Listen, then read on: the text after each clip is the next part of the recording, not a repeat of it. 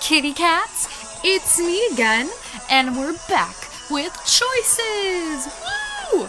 Alright, so today I'm going to be playing Choices, Book 3, Episode 10, I believe. Sadly, you guys are probably wondering why Episode 9 is not up. Sadly, I had some really bad technical difficulties, and for some reason this thing only recorded 3 minutes of the whole episode. But long story short, it was a James episode. I was very sad to see him go, and his whatever, that chick that's like, I even forgot her name. I'm just gonna call her bitch because she's a total bitch. And she, like, was saying, like, stay away from my James. And I was like, bitch, I don't know what you're talking about. I'm with Chris. Like, did you not see the chapter where me and him were sleeping in the same bed? Oh, wait, you weren't there. Because, yeah, you a bitch. Anyway, I'm very sad that James is leaving. I really don't want this chick to manipulate him. Because he's such a sweetie, and I love him so much. Not as much as Chris, but I love him a lot. So, and me and, Chris had the little, makeup sexies, so... I am a little pissed off that I had to spend 20 diamonds. It like, barely lasted 2 seconds, so I was just like, wow. Man, he hasn't been a one-to-one chump until now, but yeah, Jesus. Alright, either way. Chapter 10, Caught in the Middle. Oh, title of this is really interesting. A few days later, you meet Professor Ataya to discuss your progress in Professor Vasquez's book. Good afternoon, Sarah. Come in and make yourself comfortable. You shut the door and take a seat in Ataya's desk. So, I read your latest chapters. Why do you look disappointed? Damn! You didn't like them? I was going to ask if you're doing okay. It seems like you've been under a lot of stress lately. No fucking shit! Have you seen, my boyfriend, let's see, my boyfriend almost broke up. My friend that was gonna help me with the book left. My best girlfriend is freaking ditching me for some bitchy bandmates, and all this other shit that's been happening, I can't even remember. Actually, things have been really hard. I'm alright. Things have been really hard. Chris and I have been trying to work things out. True, but it's tough when there are so many other things on his mind. Making time for a thriving relationship is hard enough. Finding a suggestion for what is almost impossible. Damn, it's all about Chris right now. Damn. There's a reason why many comedies end with a wedding and many tragedies begin with one. Oh shit, that's actually really true. So you're saying that relationships make you miserable? That's what you're saying. Make it higher. No, I'm just saying that they take effort. True, they do take effort. Sarah, I've been married for 15 years, and I promise you, it's all worth it for the right person. Thanks, I appreciate you checking out on me. I mean, I'm not saying me and Chris are getting married, but he would be an amazing husband. Anytime. Now, regarding your writing, there's just one thing. What is it?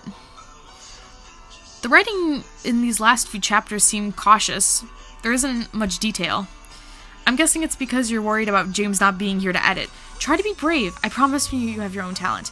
Aside from that, this is coming along nicely. The bit about babysitting Vasquez's grandson is really a fun read. Thank you. It was fun to write as well. Yeah, and it was really fun to read, too. Keep up with the good work, and I'll see you in a couple weeks. Thanks, Professor Ataya. I'll see you in the next meeting. It's cool that she's meeting with me and, like, at least talking about the book rather than letting me sink. You return into the suite and find Abby sprawled out on the couch staring at her laptop. Hey, Abby. Hey. Oh my god, I know this is gonna be bad as fuck. I can already tell. I am preparing my cannons. Are you okay? I'm fine. I'm just frustrated, I guess. Caitlin hasn't been in stats class for a week and a half, so I texted her asking where she was. Wow, funny she cares. I got a text back saying that she slept through it because she was up late with her band. And then I started thinking about the gutter kittens and ended up making myself mad. Abby, haven't you and Caitlin talked? Those girls aren't worth it. Have you and Caitlin even talked? I mean, I've tried, but she doesn't get it. It's like we're talking about different people. Like, okay, maybe I was a little too sensitive about the so-called jokes, but Caitlin is acting like these girls can do no wrong. Okay, so-called jokes, they were kind of jokes. Come on, dude, like, get the fuck over it. She's really sensitive. I swear to God, like, we talk about this in the forums all the time. I feel like the writers, like, look at our comments, and I was like, yeah, Abby's being too sensitive, and then she acknowledges it. At least she acknowledges that she's sensitive. I respect that a little. It's like she doesn't get that even they didn't mean to be rude, they still were. Okay, but if you take it offensively, that's your fault. I'm sorry, I shouldn't be bad-mouthing people, especially not your best friend. Yeah, and bad-mouthing Zig? Dumb bitch. You reach over and give Abby a hug. Okay, I'm a nice person, I guess. Abby, you're my friend too. Barely. Just lean back and sighs. Hey, what if we talked about Caitlin together? You know, since we're close to both of you. Do you think that might help? Well, you never know until you try. Besides, if she's been missing class as much as you say, it's really time for a wake-up call. Yeah, she's been missing class for a week and a half, dude. Totally, I'm worried about her. Thanks for letting me vent. I've been a little starved for girl time lately. Same here, but hey, I'm done with my classes for the day, and I don't have plans, so we can girl talk all you want. Abby glances at the door. Actually, I think I'm gonna walk downtown. Maybe head to the arcade just to get off campus for a few hours, clear my head. I'd love if you come along, though. Like a friend date? Yeah. Speaking of dating, what is it? Nothing. It's just that we've got a lot to talk about, so are you in? Oh, wow. Gee Willikers, Batman, hanging out with Abby. What a real slice. Got him a little mega right there. I'm too tired. That meeting with Professor Aya gave me a lot to think about, and I'm pretty exhausted. And in fact, I'm actually really exhausted of your bullshit coming out of your mouth, Abby. Oh, okay. I guess I'll see you later then. Yeah, and we'll talk about Caitlin this evening. Sounds like a plan. Abby takes her keys and heads out and takes... I'm sorry, I got head out of there for a second. You take out your history textbook and settle in the couch. Alfred Nobel, best known for his establishing the Nobel Prize, was the inventor of dynamite. I didn't know that! Fun fact. Cool. A few hours later, you get a text from Chris. Hey, if you're free, meet me at the coffee shop. I got something to show you. XXOO! Yay! You quickly text back and say you'll be there. Quickly, text him before he gets too busy to be with you. You arrive at the I'm acting so bogus. I kind of feel bad. Gotcha. You arrive at the coffee shop and you see Chris standing near the door. Hi, Sarah. Perfect timing. We're sitting over there. We? Chris gestures to the table with Zig and Arjun that are sitting at. Okay. Hi, Sarah. Hey. Oh, she's smirking at me. Oh, hi, everyone. You order coffee before taking a seat at the table. Chris had a slideshow queued up in his laptop. What the fuck is this? Presenting my newest student council proposal, the Second Chance Scholarship. Now with the 100% less clip art. Glad to see you took my note about the font as well. Comic Sans are really distracting. Yeah, I never understood the whole thing with Comic Sans. I never understood that whole thing, but apparently people don't like it. Chris and Arjun present a slideshow outlining the details of a plan to offer scholarships to students who have criminal histories. Okay.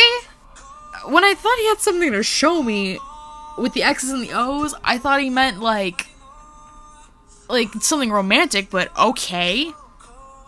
Maroon 5 Cold is playing. God, Chris, why are you so cold, bro? How many people in this country realize that is the way that even one criminal conviction can ruin the rest of your life? Even after serving their time, many people find themselves unable to escape the stigma of making a mistake. The Second Chance Scholarship is meant to be provided for those in such a situation with a way out via education. Each year, 3 or 5 individuals with criminal convictions, but otherwise exceptional academic records, will be granted admission to the Hartfield University and given a scholarship equivalent to that of an average student. To be clear, this is not meant and shall not be used as a reward for criminal activity. Applicants must have completed their full sentence and must submit a personal essay and 2 letters of recommendation. Recipients will also be required to meet with their counselor regularly to make sure that they're adjusting to the scholarship lifestyle. Okay, this is actually a really good scholarship with really good... Okay, Chris is really smart. I give him that. He deserves to be president, but it's just like, I don't know. I was expecting something different, but it's really good. Chris and Arjun continue outlining the details of the proposal, how it could be implemented. Finally, they turn to you and Zig. So, any thoughts? Yeah. Where are you getting the money for this? What about kids who don't have criminal records? Have I mentioned you're my hero?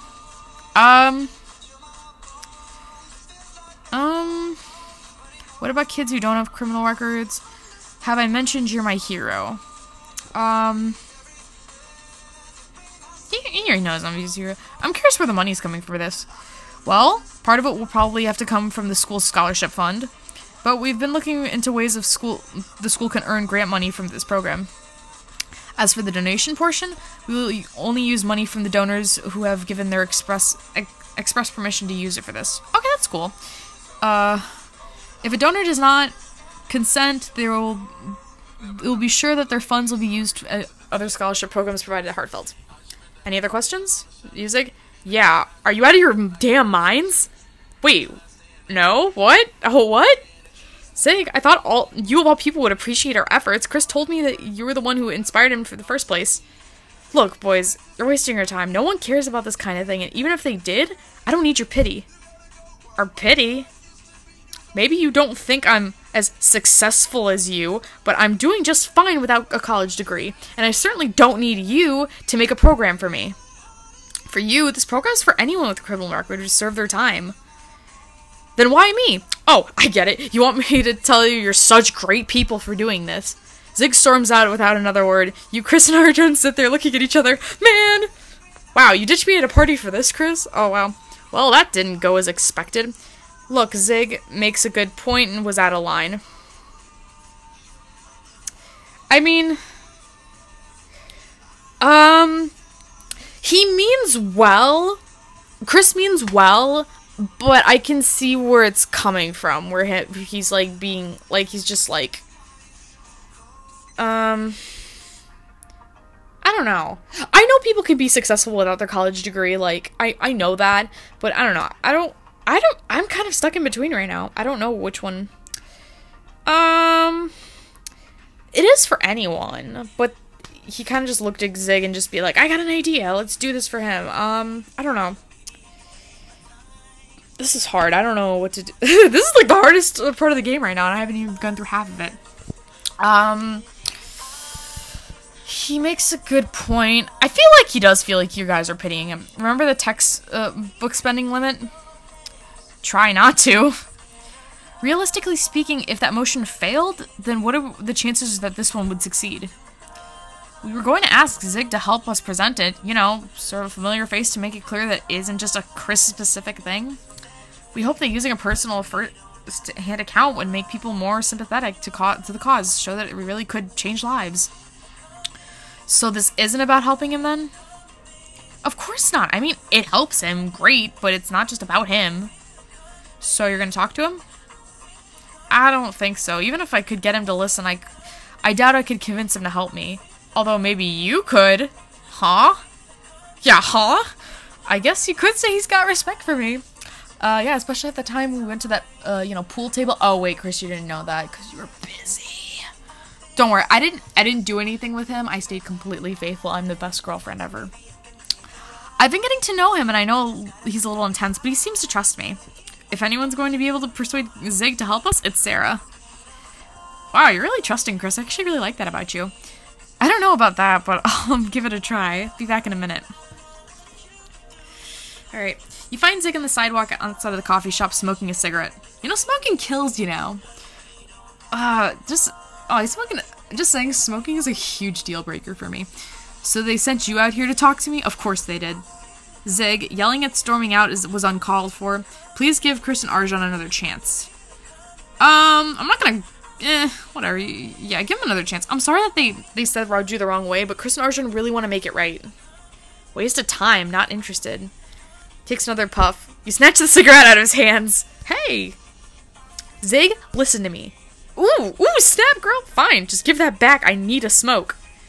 You hold out the cigarette, he takes it back, and puts it in his lips. Yeah, I'm definitely not gonna probably be with this guy. Cigarettes are really bad for you. You don't know that it was a waste of time. You stormed out without giving him a chance to respond. I didn't need it. I already knew what they were going to say. They wanted to solve my problems for me. Zig, it wasn't that at all. Okay, Sarah, then what was it then? Chris and Arjun were going to ask you to help them move the proposal forward. Why? So I can get disappointed when it failed? Just the opposite. They thought that if you were involved, they might stand a chance. Chris said that if you could show that there are real people who could benefit from this scholarship, people might start to care. Well, they'd be absolutely wrong. No one cares about me. Hell, I hardly care about me. I care about you. It's funny how I said that. Don't you care about the other people this could help? Christian Arjun care. I care about you was the first thing that came to my mind. Chris drops his cigarette and crushes it under his shoe and then turns to you. This is really important to you, isn't it? It is, Zig. Fine. I'm in. Oh! Because of me? Yeah, because of me?